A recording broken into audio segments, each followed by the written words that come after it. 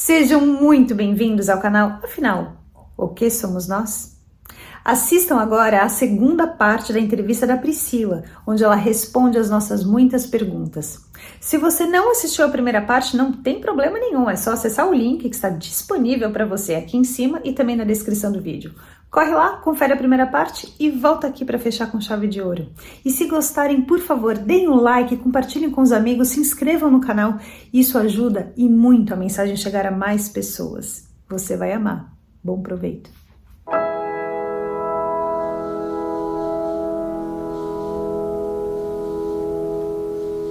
Na primeira experiência de 1987, você deu aquela dormidinha na direção, bateu o carro e aí você se viu do lado de fora. Você disse que você se sentiu num lugar escuro. Você consegue definir um pouco mais como é que era esse lugar escuro?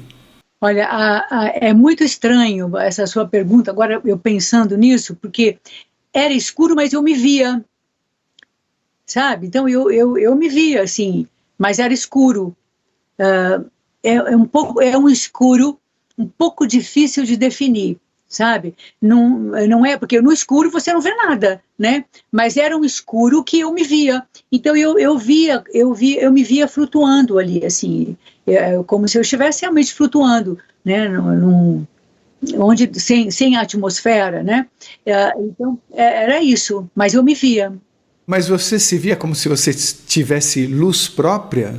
Também não sei te explicar, porque eu estava clara, mas eu não saía luz de mim, não isso, entendeu? Eu estava clara, era como se eu tivesse alguma iluminação que não se visse, que não fosse possível ser vista, entendeu?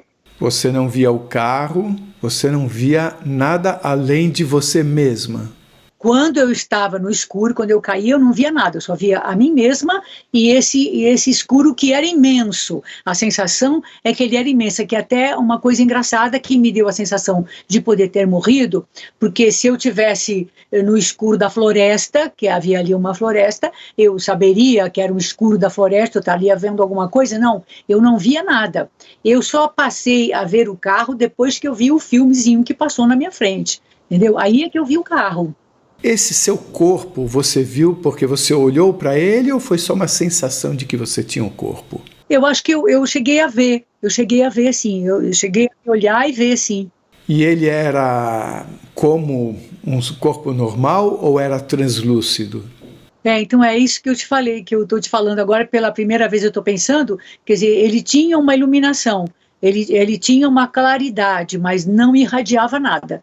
Era como se a coisa do branco, né? Que eu me lembro que era mais como se eu tivesse com uma coisa branca. Mas ele tinha alguma transparência?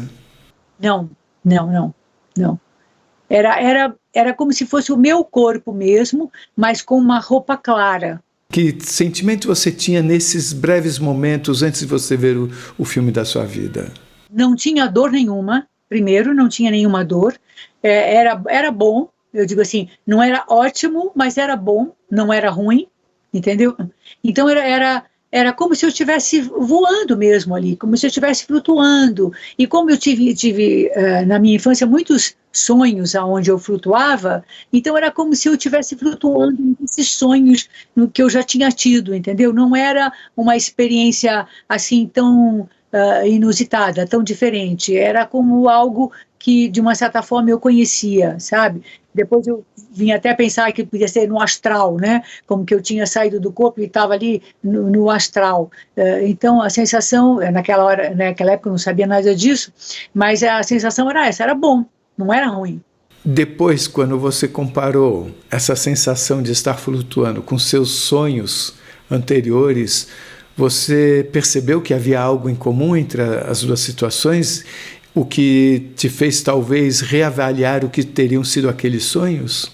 Olha, primeira vez que eu estou pensando isso, pelo menos que eu estou elaborando isso falando alto, né? Porque quando criança, eu saía do corpo e eu via meu corpo e eu ia até o teto. Eu me lembro que eu ia até o teto e depois eu voltava, né? Eu ia até o teto e voltava. Eu tive, assim, várias vezes essa sensação, sabe? Mas depois nunca mais tive.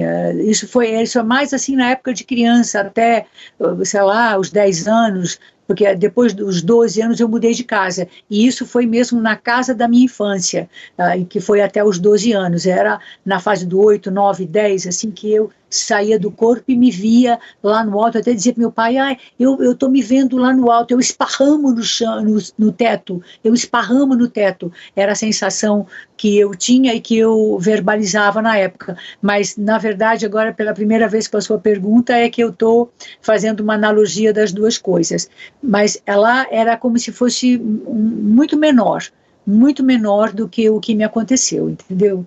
Muito menor, mas a sensação era do mesmo tipo. Lá eu tinha um pouco de sofrimento quando eu era criança, eu achava ruim eu esparramar no teto, eu não gostava muito daquela sensação, entendeu? E essa daí eu só fui perceber depois, e nesse primeiro momento era bom, não era ruim. Agora a pergunta que eu vou fazer diz respeito a todo esse momento em que você esteve fora do corpo, até o momento que você ouviu a voz e que você... Mas como assim? Como é que eu estou pensando e você voltou? Em todo esse tempo, como é que foi a percepção de tempo, de passagem de tempo e do espaço? De que forma você olhava? Se você sentia que precisava virar para olhar para um lado, virar para olhar para o outro, ou se você tinha visão esférica? Me conte tudo sobre esses dois assuntos, tempo e espaço. Bom, o tempo, eu acho que, na verdade, foi muito pequeno. Eu acho que isso aconteceu muito rapidamente, muito pouco tempo.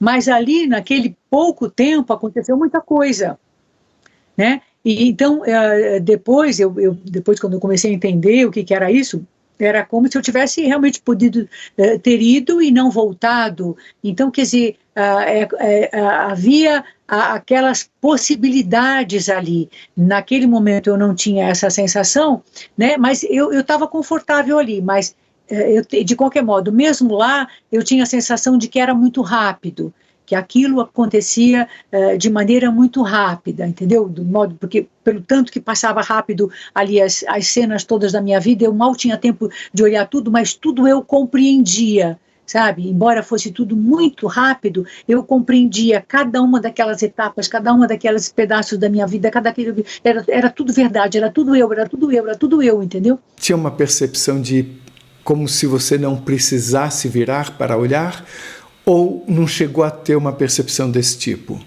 Não, eu não cheguei a ter uma percepção desse tipo, mas eu tinha uma sensação corporal, que eu tinha um corpo.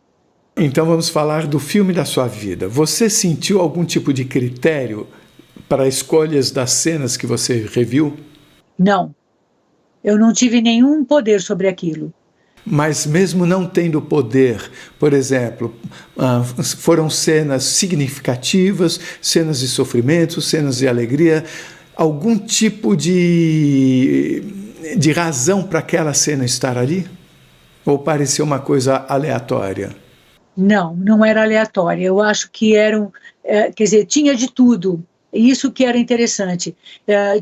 Tinha algumas que eu prestava mais atenção, como que eu notava mais, que eram mais cenas de emoção, cenas de sofrimento, algumas cenas familiares, cenas de relacionamento, trabalho. Então tinha algumas assim que era como se eu tivesse um certo poder de prestar atenção mais numa coisa do que em outra, entendeu?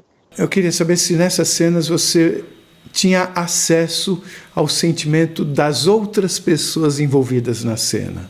Não. Era uma coisa para mim mesmo. Era quase que uma coisa passando para eu compreender. E você tinha uma visão dentro de você naquela época, ou era como se você estivesse com uma câmera olhando a cena de fora, mesmo sendo você lá? Eram dois vocês, um quem está assistindo e outro quem está vivendo.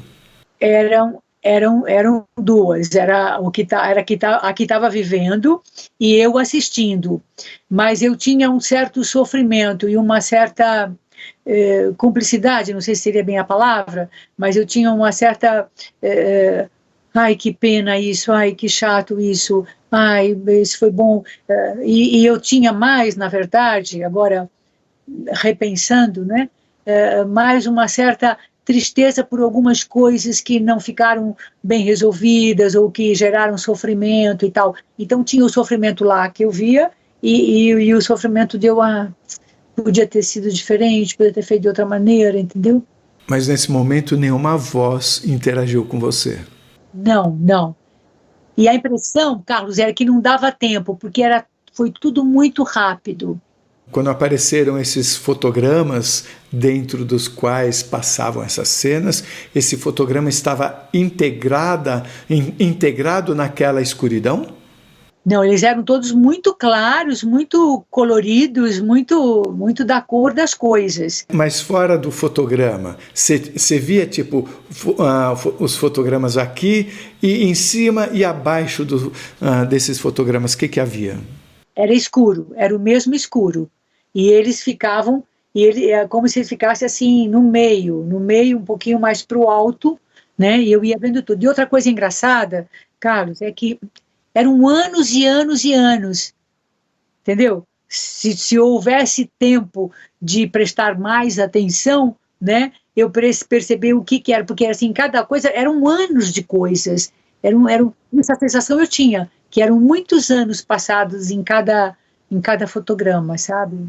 E você tinha a sensação de revivenciar esses anos todos, enquanto você estava vendo?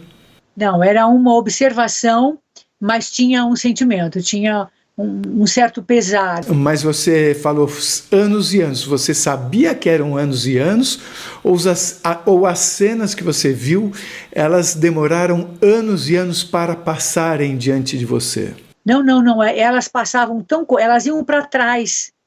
Elas iam para trás, entendeu? Quer dizer, começava aquela cena e ia para trás. Então, por isso eu tinha aquela sensação de que eram muitos anos em cada... Mas passavam rapidamente. Olha que coisa louca. Cada fotograma, eles passavam assim e também passavam assim. Quer dizer, eles passavam na horizontal, mas eles passavam também na profundidade, porque cada um deles eu via os anos passando ali. Naquele ali eram anos passando aquele, entendeu? Então eles iam para cá e eles iam para o fundo também. Eu estava espectadora, era como um cinema. Você sentiu algum tipo de propósito de você ver esse filme da sua vida? Eu acho que o propósito era compreender para não errar. E você falou que era de trás para diante, isso quer dizer que começou hoje e terminou no seu nascimento, é isso? Não, eles iam um pouco mais para trás, né? Quer dizer, eu não tive a parte de criança, bebê, não tive. Foi então que apareceu a voz falando com você? Pois é, a voz apareceu depois que eu vi muita coisa, entende? Era como se essa presença já estivesse ao meu lado enquanto eu estava ali olhando. Mas aí depois que eu vi bem, que já chegou assim, antes de terminar, como que a voz falou antes de terminar ali vamos dizer assim, o filme. Antes de terminar o filme, a voz falou. Mas eu vi bastante antes dela falar. Repete para mim exatamente o que ela falou, por favor. Então, exatamente o que eu chamo no final, né, do filme que passou da vida, eu já sentia aquela sensação da presença e aí em seguida eu vi o carro sem capota, exatamente do jeito que eu estava. Eu me via assim caída, com a cabeça caída na direção e do jeitinho que depois eu verifiquei que eu estava, né? Eu não tinha dor nenhuma, mas quando eu me vi ali caída, eu falei, eu morri, eu estou morta, né? Eu pensei isso. E aí a voz falou aqui do meu lado, viu o que você fez com a sua vida? Você morreu. Quando você viu o carro sem capota, ele tinha perdido a capota ou é como se você estivesse com uma visão de super-homem naquele instante, você enxergou lá dentro? Eu não sei te explicar, o fato é como se tivessem tirado a capota. Mas ela estava lá. Ela estava lá, num carro não estava sem capota. Ele bateu muito na frente, mas ele tinha capota. Mas eu olhei e eu vi o interior, entendeu? Eu como se eu tivesse visto o interior do carro. Você só comentou agora dessa presença ao lado. Você sentiu essa presença A partir de que momento? Em algum momento, quando passava o filme, mas mais claramente no final, um pouco antes dele falar, um pouco antes da voz falar. Você não percebia nem o sentimento dessa presença, você só sentia a presença. Era um sentimento assim, como é que eu vou explicar? De guardião, de protetor, era uma sensação forte. Acolhedora? Acolhedora, é mais acolhedora, entendeu? Mas, ao mesmo tempo, era acolhedora, mas era, vamos dizer assim, estava ali para cumprir ordens, não seria isso, mas era para me mandar fazer coisas, era como se a pessoa fosse uma autoridade, entendeu? Era acolhedora, mas era uma autoridade, a sensação que eu tinha era que era uma autoridade, entendeu? Essa frase me parece uma bronca, parece como se você não tivesse feito o que era para você fazer, ele estava dando um pito em você? Parece um pouco isso, um pouco eu tenho essa sensação, entendeu? Porque assim, era a época que a gente fazia muita bobagem mesmo, né? Então eu acordava muito cedo, ia dormir tarde, né? Costumava tomar umas biritinhas antes, entendeu? Então eu penso que era assim, eu tinha que mudar algumas coisas e eu sabia, entendeu? E até assim, então me foi mostrado além do que eu sabia, do que eu compreendia, para que eu pudesse rever coisas, para que eu pudesse analisar coisas. Então era uma sensação de mais assim de professor. Você chegaria a dizer que essa EQM foi causada em você? Agora você está me perguntando, né, como eu nunca fui perguntada sobre isso, eu acho que sim, porque eu digo para as pessoas, eu aproveitei muito essa EQM que eu tive, que tem gente que sofre acidente, depois continua com a vida do mesmo jeito, nem presta atenção, depois sofre outro, e depois morre, né? Então, eu tenho a sensação e eu procuro ficar atenta, rever, entendeu? Meus valores, meus princípios, andar de acordo com eles e tal, porque a sensação que eu tenho é como se eu tivesse sofrido isso para aprender coisas, para subir degraus, para eu evoluir, sabe? Como se eu tivesse, você não está fazendo direito, então, pleft, entendeu? Vamos te botar aqui numa situação para você dar uma acordada, entendeu? Então, eu costumo dizer, ninguém tinha me perguntado isso, mas eu costumo dizer que eu aprendi com essa EQM, entendeu? Ela foi muito esclarecedora e me ajudou muito, embora, claro, teve tudo isso que teve e a sensação de operação e de ter uma cicatriz na barriga e tudo mais, entendeu? Eu digo assim, foi uma coisa ótima que me aconteceu. Você falou, se morri, como é que eu estou pensando? Imediatamente você voltou. É interessante que há vários tipos de situações que a gente já viu no canal. Tem a pessoa que chega e falam para essa pessoa, ok, não precisa voltar. E a pessoa fala, não, mas eu não quero, eu quero continuar fazendo o que eu estava fazendo lá. Tem a situação em que a pessoa ouve que ela deve voltar e a pessoa fala, mas eu quero ficar aqui. Tem a situação em que a pessoa nem tem tempo de perguntar, como houve o caso do Jaime Serva, que foi entrevistado, que numa situação ele chegou lá, ele sentiu que simplesmente empurraram ele de volta, ele não chegou a nem falar com ninguém, foi um bate-volta total, né? Então é interessante que esse caso seu é um pouquinho diferente também, porque só a sua reflexão, o seu questionamento já foi suficiente para você voltar, mesmo você tendo escutado que você tinha morrido. Isso é só para registrar, não há nenhuma pergunta a fazer sobre isso. Mas aí você diga. Então, mas pensando nisso, quando eu falei, eu também não tive opção, entendeu? É como se eu tivesse sido tirada do corpo, ter tido toda essa experiência de ver coisas, aprender umas coisas, entendeu? E depois eu fui mandada de volta, porque quando eu falei, não é que eu falei aquilo, eu fiquei depois ali pensando, eu não tive opção, entendeu? quando eu falei, se eu morri, como é que eu estou pensando? Eu voltei na mesma hora. É como se eu não fosse morrer, que não era para eu morrer, era só para eu ter a experiência. Você teve essa sensação? Tinha essa sensação. Toda essa IQM para mim, que agora depois é que eu soube o que era e tal, era como se eu tivesse sido levada para lá. Olha aqui, tá vendo? Você pode morrer se você continuar assim, se você não fizer algumas coisas de maneira melhor, se você continuar, né, pensando dessa maneira, se preocupando apenas com isso e não com outras coisas e tal, você pode morrer mesmo, viu? Você teve alguma sensação de aumento de conhecimento enquanto você estava lá? Ah, sim, sim. Ali e a partir dali. Ali um tanto. E para mim a sensação de que eu tive algum conhecimento ali foram as coisas que eu falei para as amigas. Entendeu? Diz que no hospital eu disse coisas que eu não tenho a menor consciência de que devo ter falado. Você se lembra de alguma dessas coisas que elas tenham dito a você?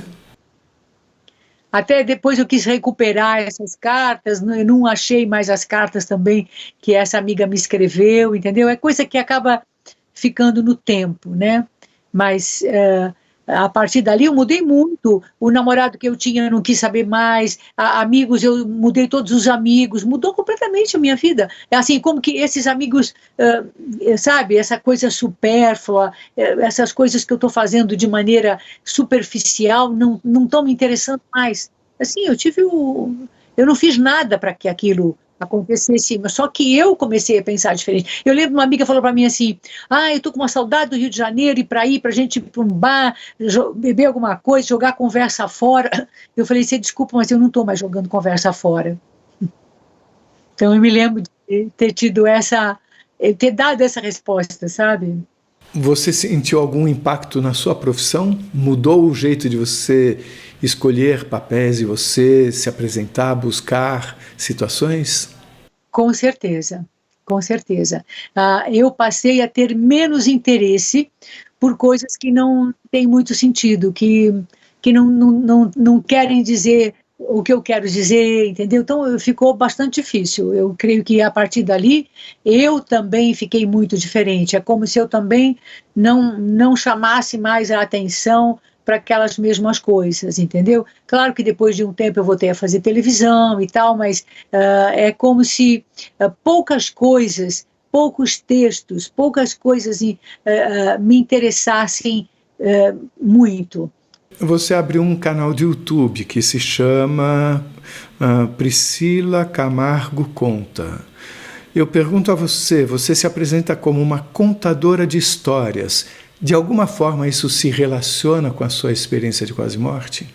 Totalmente, totalmente. Porque a partir daí eu comecei a buscar coisas que me interessassem mais fazer como atriz, né? Que me interessassem de textos que dissessem mais coisas que eu estava buscando, valores, coisas espirituais, né? Que pudessem dar algum tipo de insight, de compreensão para as pessoas. Então aí eu conheci as histórias, conheci primeiro os contos sufis, depois, enfim, todo tipo de contos, os contos budistas, os contos, enfim, todos esses contos tradicionais antigos, né, as próprias parábolas de Jesus, ou seja, essas histórias que estão assim do conhecimento da humanidade, né, e que trazem coisas para nos ajudar a ser mais felizes.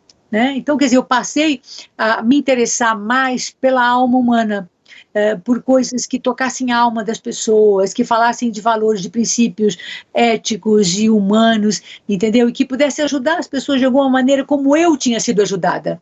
Você tinha medo da morte? Antes eu tinha medo da morte, sim. Eu penso que eu tinha. Né? Não era uma coisa assim muito clara, mas eu nem gostava de pensar muito nisso.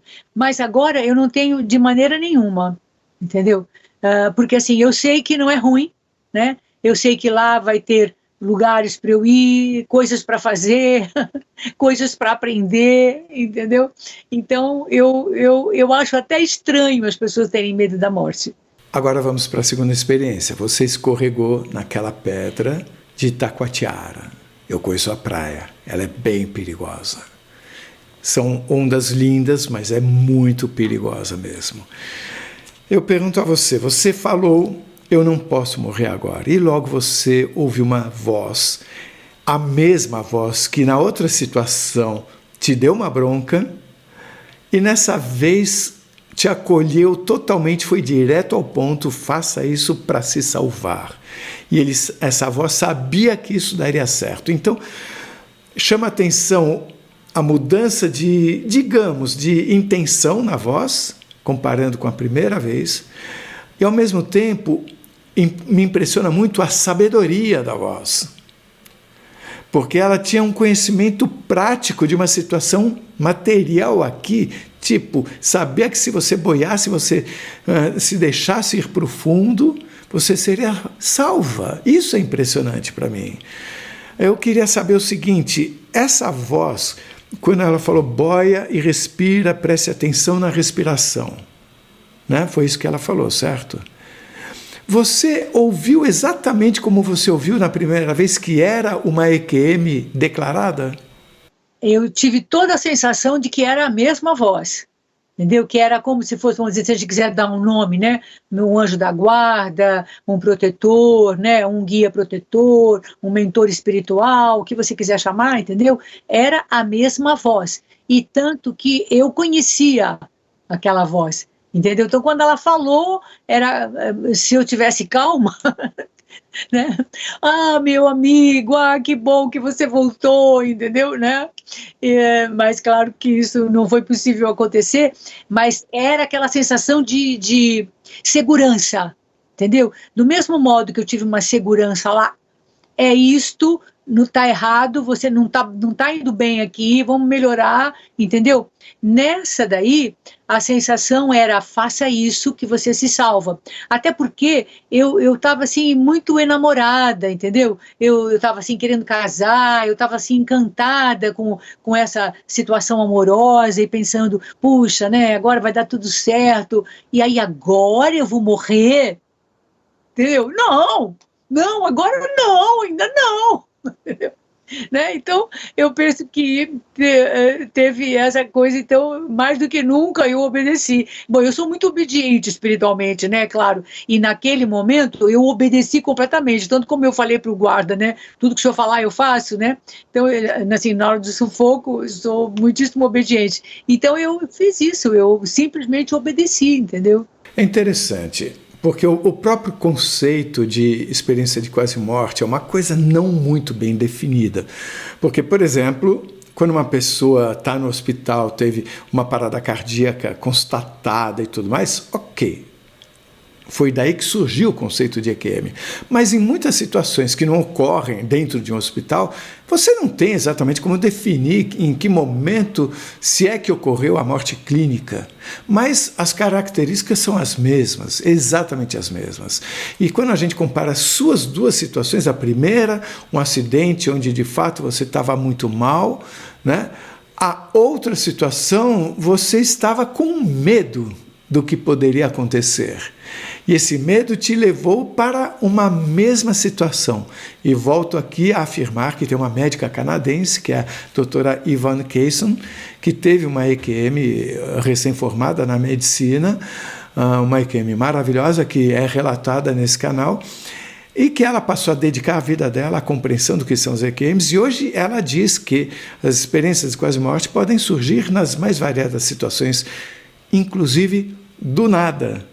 Claro que para nossa pesquisa aqui é muito mais interessante, é mais fácil de ser abordada uma situação que tem um fato grave ocorrido na vida material dessa pessoa. Mas eu pergunto, fora a voz que você ouviu, nada mais de sensação ou percepção lembrou a primeira experiência de EQM? Não lembrou nada.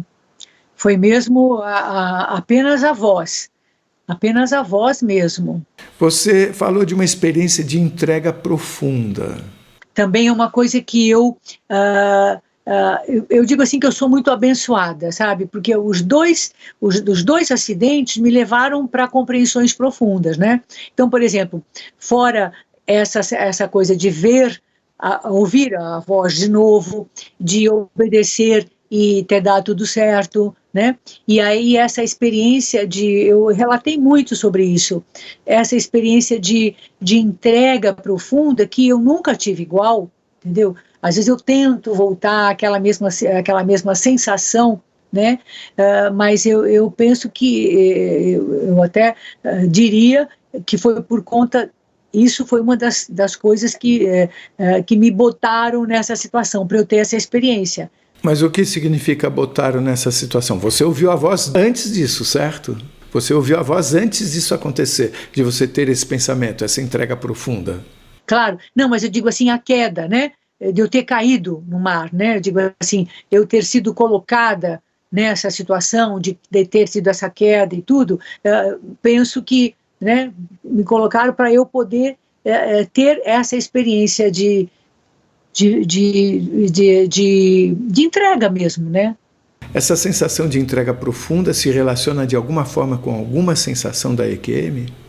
Eu diria que, assim, é quase como se fosse a morte, entendeu? Então, essa sensação dessa entrega que eu tive, era assim, a morte é isso também, entendeu? É essa entrega. Você está na mão de Deus e você vai... Eu não sabia se eu ia ou se eu não ia, porque até aquele momento eu estava ali, né? Como eu disse, eu podia ser pega pelos tubarões, podia ninguém chegar, eu podia ter, de repente, se ninguém veio, eu podia ter tentado nadar e eu ia morrer porque eu não ia conseguir, entendeu? Então, aquele momento era um momento de decisão, né? Ou eu ia ou eu ficava. Então, essa sensação eu tive, sim. A entrega profunda mais ou menos representa tudo bem se eu morrer, tudo bem se eu não morrer. Isso, tudo bem, estou na tua mão. Se eu for, não é ruim, é isso aí, é isso, é essa entrega profunda. É também um desapego total desse mundo. Isso, desapego total, Você ainda ouve essa voz de vez em quando? Você me perguntou e eu fiquei tentando fazer umas experiências desde que a gente conversou, né? Será que podia falar comigo de novo, né? Não tive, não tive, pelo menos conscientemente, né? Nunca mais eu tive, assim, essa coisa tão clara, né? Claro que às vezes a gente tem intuição, tenho muitas intuições, sabe? Eu penso que muitas vezes eu sou salva, que né, vem essa vozinha, esse anjinho aí dentro da gente que diz, faz isso, faz aquilo, vai por aqui, não vai por ali e tal. Já tive muitas coisas onde eu fui salva de situações porque eu obedeci uma intuição, mas nunca mais assim tão clara, nunca mais tão clara, pelo menos até aqui. Entre as mudanças que você teve depois da EQM, surgiu algum tipo de premonição ou de percepção do sentimento de quem chega perto de você, por exemplo? Não consigo identificar. Vou te fazer a pergunta que eu faço para todos os entrevistados, porque todos vocês vivenciaram experiências que nós, que na maioria assistimos ou ouvimos essas experiências, nós não tivemos essas experiências. E nós percebemos o quanto essas experiências modificaram para melhor a vida de quem as vivenciou. A percepção da realidade, entende tudo de uma outra forma. Então, por isso que a gente pergunta, e eu pergunto aqui para você, qual é a sua mensagem final para todos nós?